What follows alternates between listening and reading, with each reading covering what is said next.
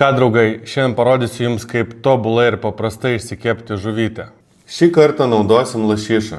Visų pirma, reikia pašalinti žvynus, nuplauti ir nusausinti žuvį. Patikrinam, ar nėra kaulų ir dedam į keptuvę ant įkaitinto aliejaus. Dedam truputį sviesto ir kepam ant vidutinės ugnies, nuolat apšlakstydami. Kaip matote, ant lašišos matosi iškepimo sluoksnis.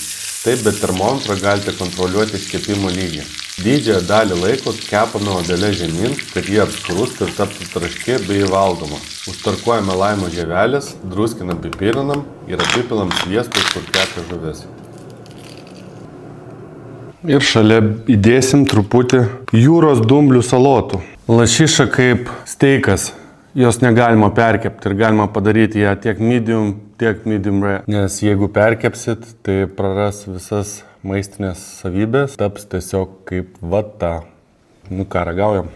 Įsispaudžiam laimo būtinai. Štai taip. Tobulai iškepta lašiša. Kai valgo žalią sušį, nebaisu valgyti žalią lašišą, bet kai randa truputį medium viduj, tai jau visi galvoja, kad čia blogai. Ne, atvirkščiai, čia yra tobulai iškepta lašiša. Pabandykit, paragaukit ir jūs patys įstikinsit.